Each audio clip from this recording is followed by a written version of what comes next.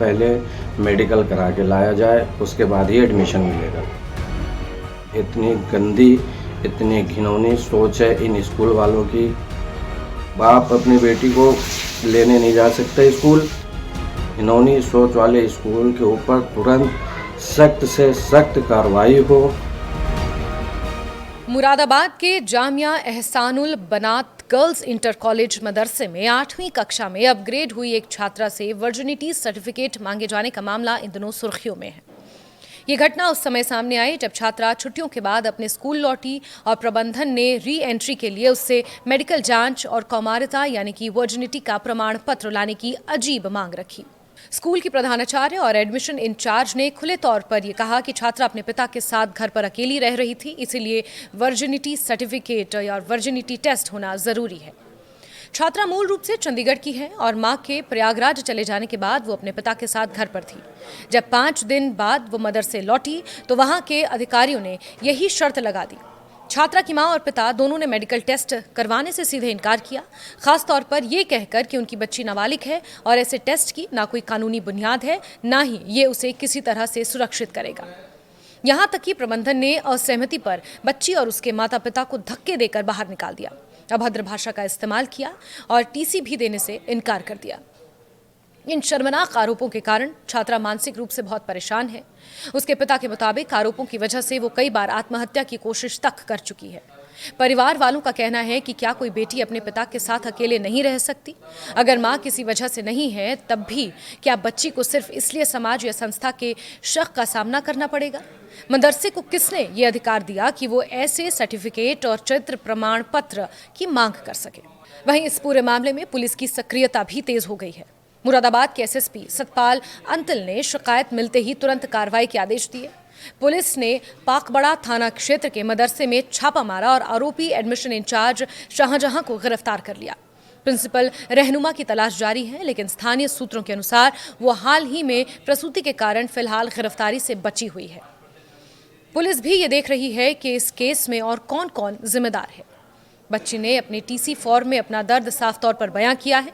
वो आपात स्थिति में पिता के साथ घर गई। लौटने के बाद स्कूल के अधिकारियों ने उसका मेडिकल कराने के लिए उसे मजबूर किया, चरित्र पर लांछन लगाए और उसकी मां ने मेडिकल कराने से मना कर दिया।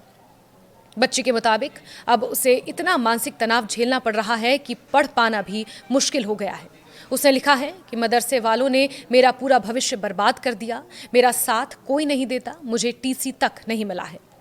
पुलिस ने इस मामले में छात्रा के बयान दर्ज करने के लिए टीम चंडीगढ़ भेजी, लेकिन पता चला कि छात्रा फिलहाल अपनी नानी के पास प्रयागराज गई है। इस प्रकार पुलिस की टीम को प्रयागराज रवाना किया गया ताकि बयान जुटाए जा सके और कानूनी प्रक्रिया पूरी की जा सके।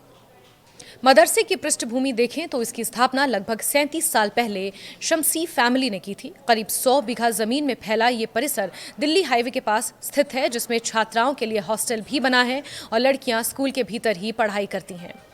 स्कूल प्रबंधन मुफ्ती अरबाब शमसी के हाथों में है और सूत्रों का कहना है कि यहां अरब देशों से ज़कात के नाम पर पैसा आता है, जिससे संस्था संचालित होती है, जहां देश भर की मुस्लिम लड़कियां तालीम लेने आती हैं और एडमिशन प्रबंधन की इच्छा पर निर्भर है, जबकि अरबी देशों के डेलीगेशन भी यहां आते रहते हैं। उत्तर प्रदेश बोर्ड की मान्यता होने के कारण ये स्कूल शैक्षणिक और धार्मिक शिक्षा साथ साथ देता है। मामला उजागर होते ही जिला प्रशासन ने आईएएस अनुज कुमार सिंह की अगुवाई में जांच शुरू कर दी है। एसडीएम सदर joint magistrate doctor Ram Mohan Meena के नेतृत्व में पुलिस, शिक्षा और अल्पसंख्यक विभाग की संयुक्त टीम ने स्कूल का 2 घंटे तक निरीक्षण किया और दस्तावेज खंगाले गए। प्रशासनिक स्तर पर यह पता चला कि स्कूल के रजिस्टर, एडमिशन रिकॉर्ड और उपस्थित पत्रक में कई गड़बड़ियां हैं। शिक्षा विभाग ने यहां कक्षा 1 से इंटरमीडिएट तक की मान्यता की जांच शुरू की है और सवाल उठे हैं कि आखिर मदरसे के नाम पर इंटर कॉलेज संचालित करने की इजाजत कैसे दी गई। राजनीतिक प्रतिक्रिया की बात करें तो समाजवादी पार्टी के सांसद जियाउर रहमान बर्क ने आरोपों पर टिप्पणी की। कोई भी मदरसा या मजहब वर्जिनिटी सर्टिफिकेट नहीं मांगता, ना इसकी जरूरत है। पहली बार ऐसा मामला सामने आया है और अगर इसमें सच्चाई है तो कार्रवाई होनी चाहिए। वहीं मदरसे के कुछ शिक्षकों ने आरोपों को खारिज किया और कहा कि हम कभी ऐसा गंदा इल्जाम लगाने की सोच भी नहीं सकते। ये सब गुस्से में या बदनाम करने के लिए लगाए गए आरोप हैं। ऐसे टेस्ट की कोई जिम्मेदारी प्रबंधन की नहीं है। वहीं पूर्व सपा सांसद डॉक्टर एसटी हसन ने बयान में अपने तर्क दिए कि पूरा विवाद परिवार के अंदर की लड़ाई का नतीजा है। उनकी नज़र में पहले लड़की की मां ने ही पति पर और बेटी पर संबंधों का आरोप लगाया। ऐसे में अगर लड़की स्कूल में रहती तो मदरसा बदनाम होता, इसीलिए स्कूल ने मेडिकल की मांग की और उनके हिसाब से गलत नहीं है। इंस्पेक्टर योगेश मावी के अनुसार स्कूल में करीब 450 छात्राएं हॉस्टल में रहती हैं और यहां उत्तर प्रदेश बोर्ड से मान्यता प्राप्त है। स्कूल प्रशासन के नियमों के मुताबिक छात्राएं हर क्लास पास करने पर केवल 15 दिन के लिए घर जा सकती हैं। इस घटना ने न सिर्फ स्थानीय समुदाय बल्कि देश भर में मुस्लिम शिक्षा संस्थानों में छात्राओं के अधिकार और शैक्षणिक माहौल पर बहस शुरू कर दी है। जहां एक ओर छात्रा के अधिकारों का हनन, चरित्र नियंत्रण और बच्चियों के मानसिक स्वास्थ्य पर सवाल उठ रहे हैं, वहीं दूसरी ओर समाज में ऐसे प्रावधानों और अफवाहों की वजह से लड़कियों की शिक्षा पर भी खतरा मंडराने लगा है।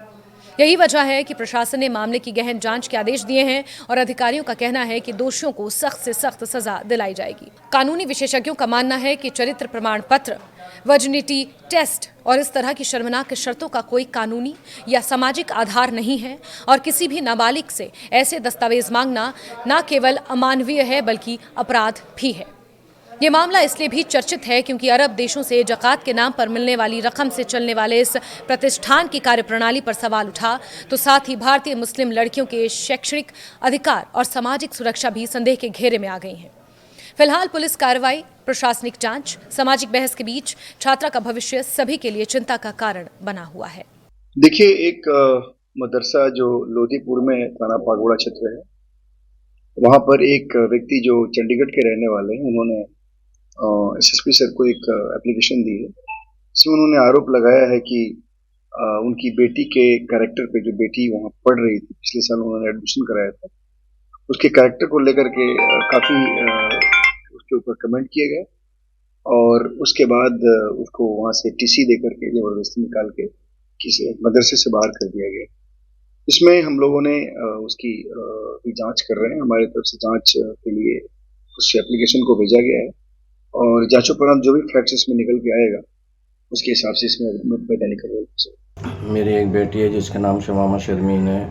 वो 2024 में मैंने उसका एडमिशन डिस्ट्रिक्ट मुरादाबाद लोधीपुर पाकबाड़े के पास है, सीएनजी पेट्रोल पंप के पीछे मदरसा विद स्कूल, जिस स्कूल का नाम है AIA एजुकेशन। मैं अपनी बेटी को मदरसे में वहाँ पढ़ती है और मैं जो है, मेरी वाइफ की जो है, उनकी अम्मी की तबीयत ख़राब हो गई थी ज़्यादा, तो वो अपने मायके यानी इलाहाबाद शहर अपने माँ से मिलने गई थी, देखने गई थी। तो मुझे घर में बहुत परेशानी हो रही थी, साफ़ सफाई, घर वगैरह, खाना वगैरह के लिए। तो मैंने कुछ इमरजेंसी के लिए अपनी बेटी को कुछ दिन के लिए लेके आ गया चंडीगढ़। उसके बाद मेरी पत्नी हलीमा वो वापस आ गई। उसके बाद मेरे पास काम होने के कारण मैं जा नहीं सका मदरसा अपनी बेटी को लेके, जिसको लेके उसकी माँ गई मदरसे में।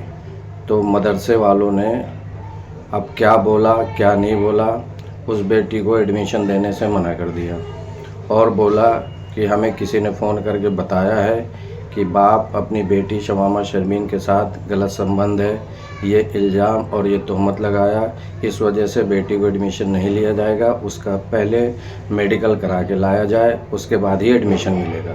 और वहाँ से उसको भगा दिया गया।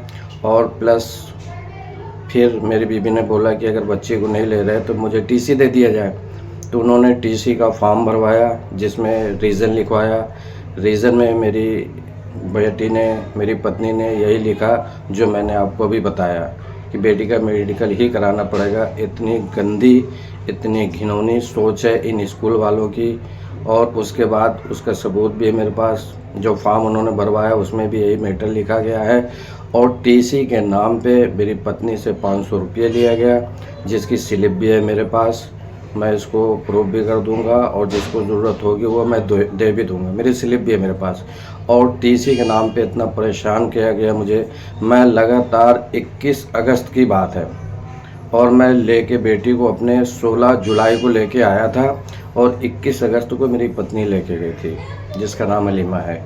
वो तो उन्होंने मना कर दिया और टीसी के नाम पे मेरी पत्नी से 500 रुपये लिए गए और उसके बाद भी टीसी अभी तक नहीं दिया गया। मैं बराबर कांटेक्ट में हूँ स्कूल के, रोज़ मुझे परेशान करते हैं, कल मिलेगा परसों मिलेगा, इतना परेशान कर रखा, जिसके वजह से मेरी बेटी का एडमिशन कहीं भी किसी भी जगह स्कूल में नहीं हो पा रहा। स्कूल वालों का कहना है दूसरे स्कूल वालों का एडमिशन तभी मिलेगा जब बेटी की टीसी मिलेगी। टीसी के लिए बहुत परेशान कर रखा है। मैंने इसके ख़िलाफ़ थाने में कंप्लेन कर दी है और मैं कानून से, सरकार से और पुलिस से बेहद मुअत्तबाना गुजारिश करूंगा कि ऐसी गंदी और घिनौनी सोच वाले स्कूल के ऊपर तुरंत सख्त से सख्त कार्रवाई हो और इस स्कूल को बंद किया जाए, जिसकी सोच इतनी गंदी, इतनी घिनौनी हो कि आप बाप अपनी बेटी को लेने नहीं जा सकते स्कूल, अगर लेने गया तो उसे मेडिकल कराना पड़ेगा। ऐसा कहाँ का नियम, कहाँ का रूल्स है?